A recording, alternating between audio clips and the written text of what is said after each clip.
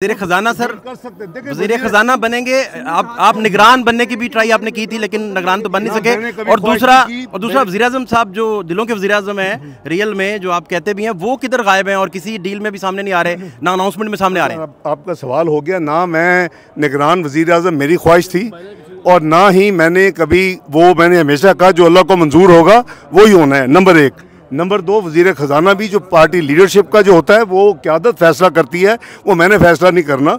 इसलिए हम मेहरबानी करके प्री मैच्योर सवाल ना करें। और जहाँ तक आपका सवाल है, मियाँ नवाज शरीफ साहब जो हैं वो बिल्कुल लीड कर रहे हैं, अपनी पार्टी को लीड कर रहे हैं, अपनी पार्टी को गाइड कर रहे हैं, वो सूबाई मामलात हों या वफाकी मामलात हों। तो इसलिए ये कहना कि वो गायब हो गए तो आपका पहले मुनासिब अल्फाज नहीं है, वो बिल्कुल मौजूद हैं। वो मुस्लिम लीग नून के कायद है और इंशाअल्लाह हमारी क़यादत करते रहेंगे। कितना क्रेडिबल होगा? आज वज़ीर आला का पंजाब का इंतखाब नहीं है। नंबर वन, आज सिर्फ और सिर्फ ओथ टेकिंग का दिन है और उसके बाद लोगों ने स्पीकर के उम्मीदवार जो हैं उन्होंने फाइल करने पेपर, और उसके बाद जो डिप्टी स्पीकर के जो उम्मीदवार हैं उन्होंने पेपर फाइल करने।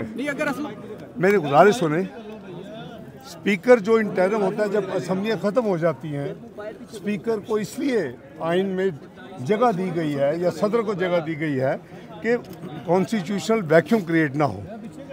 मैं उनमें शामिल हूँ जिससे 18वीं तरमीम में ये चीज़ें की हुई हैं, मुझे पता है। अब वो अनयूजुअल बिजनेस में स्पीकर साहब लगे हुए हैं। गैलरी खाली कराना उनका आज का एजेंडा नहीं होना चाहिए। किसका प्रोटेक्शन ऑर्डर है ये उनका काम नहीं है। उनका काम सिर्फ और सिर्फ एक है कि वो जब तशरीफ़ लाए थे वो अपनी कुरान हकीम की तलावत और नाज शरीफ के बाद ओथ लेते, फिर हाउस को सबको हर एक को हक है, जो मेंबर होते वो अपनी बात करते। लेकिन बहरहाल उन्होंने जो चूज़ किया है उनको बेहतर पता होगा। और फिर वो 2 घंटे लेट आए हैं। 10 बजे खजाना सर बनेंगे। अगर आप ऐसा बोले मुझे कोई समझ नहीं।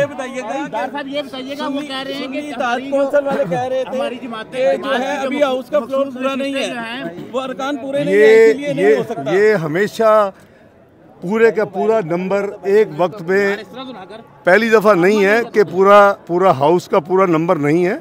ये मोतद बार का करीबन हर बार आप देखेंगे रिकॉर्ड पे कई मेंबर्स बाद में आते हैं, ज़िमनी नशिस्तें होती हैं। वो जो उन्होंने जो विद होल्ड किया है उसका कोई लीगल रीज़न होगी। उन्होंने अपनी नोटिफिकेशन 14 दिन में जो करनी थी 22 तारीख कल उन्होंने कर दी इलेक्शन कमीशन ने।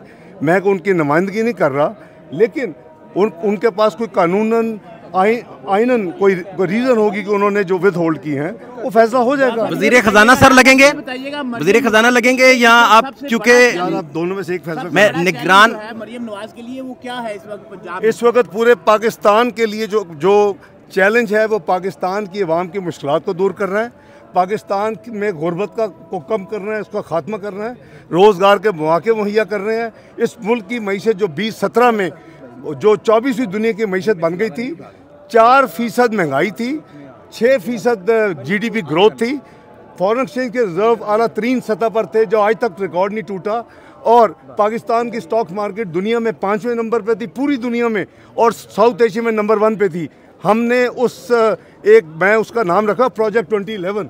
उसके नतीजे में हमने 2018 में जो कुछ किया, 17-18 में डॉन का ड्रामा, पनामा का ड्रामा, उसके नतीजे में जो हमारी 24वीं मीशत थी 2017 में, वो 2022 में जब नई हुकूमत को मिली तो वो 47वीं मीशत बन चुकी है।